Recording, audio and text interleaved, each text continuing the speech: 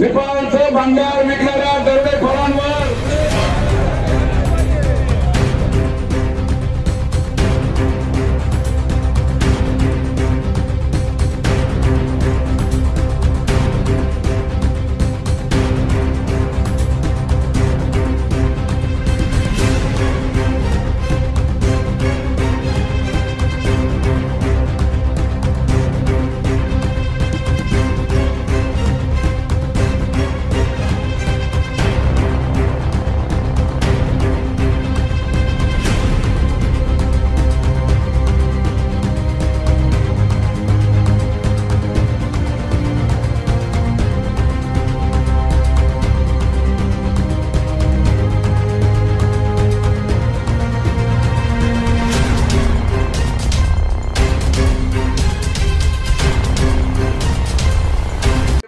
तर 3 वाजता सगळा माल येऊन जातात. तर दिनकररावने बिचारे प्रयत्न केले तर त्याला बोलून घेतलं होतं. आमच्या धोंडेराम रायतेंनी खूप स्पष्ट सांगितलं. त्यांनी डायरेक्ट त्यावेळेच्या तत्कालीन सीएमचं नाव घेतलं त्यांच्या वेळेच आणि बरोबर भूमिका घेतली. तो बिचारा सभासद पण नाहीये तर त्याला कोर्ट देत ह्या अनुषंगाने आपल्याला सगळ्यांना एकत्र यायचंय. आपण सगळ्यांनी हा लढा त्याच पद्धतीने लढायचा आहे. माझ्या माहितीप्रमाणे तो आपला हर्षल बोर एक होता. तो बिचारा त्याच्या पद्धतीने काय असेल तर त्या ग्रुपवर टाकत असतो. तर या खूप बारीक गोष्टी आहे. इथं माग गेलो तर परत उन्हा दुने निघतं. तर त्याच्यात जायचं नाहीये. ते जर गेलो सगळ्यांच्या चट्या काढून टाकेल मग सगळं माझ्याकडं. पण मला त्या प्रक्रियेत जायचं नाहीये. माझी भूमिका हीच आहे तर फक्त कारखाना वाचला पाहिजे आणि चालू झाला पाहिजे. आता पुढची रूपरेषा काय आहे ती खंडेराव सांगते.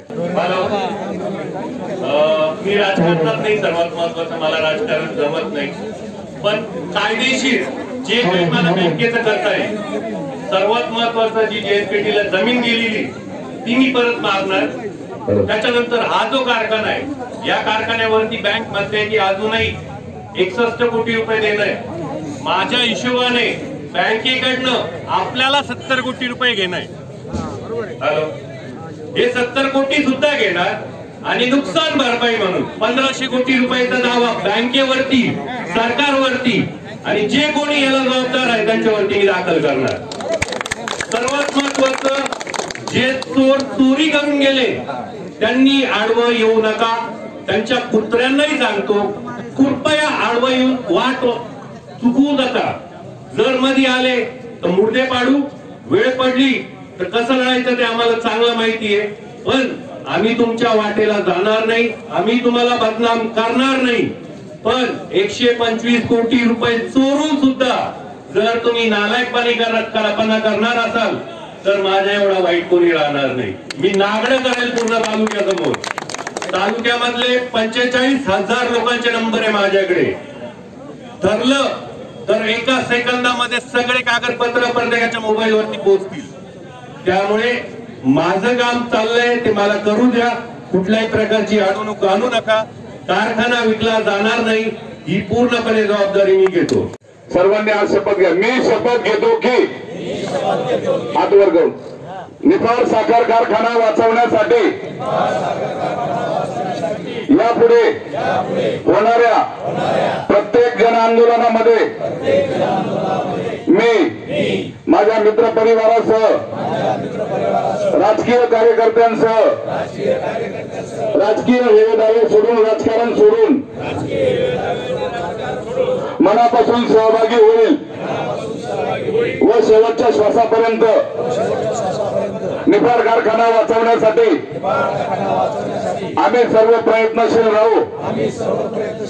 जय हिंद. 2 गोष्टींसाठी कारखान्याची निविदा प्रक्रिया रद्द करावी. त्याच्यानंतर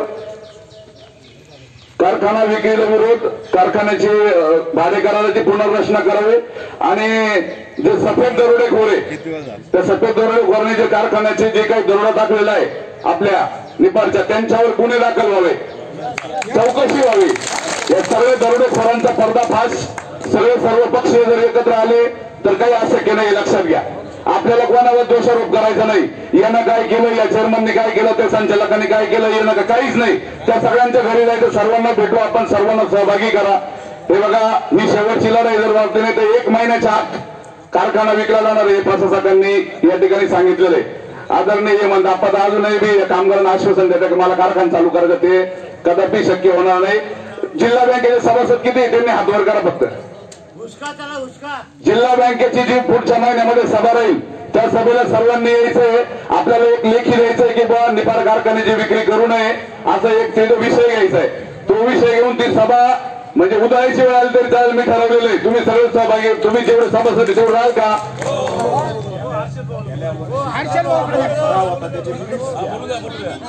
मागच्या वर्षीचे ठरावाचे मिनिट्स आपण घेणार आहे आणि तिथं आपण 5 मिनिटं 2 मिनिटं सगळं संपवणार आहे. आपण या ठिकाणी 2 सर्व कामगार बंधू भगिनी, खऱ्या अर्थाने आजची ही जी हा जो गाळा अतिशय चांगल्या पद्धतीने घेणं गरजेचं होतं.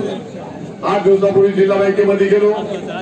माजी खासदार हेमंत गोडसे, त्याचप्रमाणे बीटी खडलाट आणि प्रशासक भिडवे साहेब यांच्या समवेत आमची मिटिंग झाली. त्या मिटिंग मध्ये असं सांगण्यात आलं का 70 कोटीमध्ये हा कारखाना विकायचा आहे. तत्वाचा 1 महिन्यामध्ये याची निविदा काढून कारखाना विक्रीचा घाट त्यांनी घातलेला आहे. हेमंत गोडसे आपण सांगितलं तुम्ही जे 15 कोटीचं जे स्क्रॅप मटेरियल दिलं, पण स्टोर असेल, गॅरेज असेल, केंडियार असेल, इतर मटेरियल असेल, ते फक्त बँकेला 2 कोटीमध्ये दिलं. बँकेचे माजी चेअरमन एमडी होते पिंगळे साहेब आणि प्राथमिक अधिकारी यांनी एक पैसा म्हणून आणला इथं आणि आपल्या इंजिनिअरिंग ऑफिस मध्ये ऑफिस शेजारी एक रूम आहे. त्या रूम मध्ये आपलं स्क्रॅपचं मटेरियल होतं आणि ते मटेरियलची किंमत त्यांनी विचारली, कॉस्ट काढली तर 4 कोटीचं मटेरियल होतं.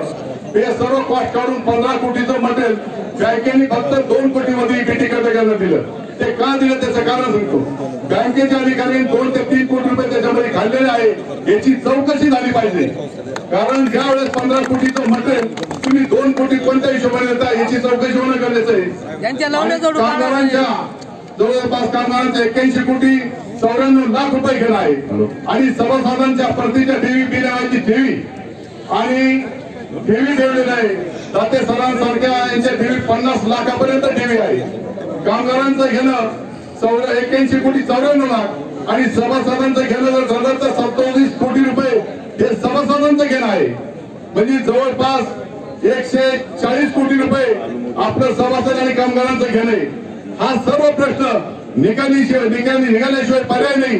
जोपर्यंत हा कारखाना बीटी खडलाट असो, हेमंत गोडसे असो, कोणता हरागोर येऊ द्या इथं त्याला कारखान्याच्या गेटच्या एंट्री द्यायची नाही आणि सभासद कामगारांचा प्रश्न मिटवा, त्याच्यानंतर तुमचं बघा. परंतु जिल्हा बँकेला मी जाहीरपणे सांगतो कुठल्याही परिस्थितीमध्ये कारखान्याची विक्री होणार नाही. जर विक्री करायची असेल आणि कोणालाही द्यायचं असेल तर समुद्र तालुक्यातून सभासद आणि कामगार जाहीरपणे इथे येऊन जो कोणी हरामखोरी त्याला बुटानी लातानी मारल्याशिवाय त्याला सोडायचं नाही. ही गोष्ट आपण विक्री काढला याचे सूत्रवाच मी आधीच यांना दिले होते. निफाड कारखाना विक्री निघणार आहे. नाशिक जिल्ह्यामध्ये 2000 शेतकऱ्यांच्या जमिनी जप्त केलेल्या आहे, नावे हटवलेले. तो एक विषय वेगळा आहे. इथं शेतकरी, कामगार आणि सभासद असे त्रिवेणी संगम आहे. आणि भविष्य सांगतो तुम्हाला, काही काळानं या निफाड मध्ये 80 साली जशी क्रांती झाली तशी आता ही परत एक क्रांती होणार आहे. आपल्याला किमान कमीत कमी ही जमीन वाचवायची. हा कारखाना कसा चालू करायचा, काय करायचं, हे जर लय भांगर झाला असं तर आपण नवीन स्थापन करू, नवीन पैसे काढू, नवीन कारखाना टाकू. परंतु ही जमीन वाचवण्याकरता जसं आता सगळे आंदोलन झाल्या, शेतकऱ्यांच्या जमिनीवर जप्त्या आल्या, बँकेने बेकायदेशीर कारवाई केलेली आणि त्या बेकायदेशीर कारवाईला 3 वर्षापासून धरणं आंदोलन चालू आहे. या गोष्टीला ब्रेक लागलेला आहे. आणि माझं सगळ्या कामगारांना, काही सभासदांना एक म्हणणं आहे का तुम्ही जसं मी तिथं 3 वर्षापासून बसलोय रात्रंदिवस, तसं निफाड सहकारी साखर कारखान्याचे कामगार आणि सभासद यांनी तिथं माझ्यासाठी माझ्या बरोबर येऊन बसावं. त्याचं कारण एक सांगतो. मोर्चाचं नियोजन आपण करणार आहे. अनेक मोर्चे काढले.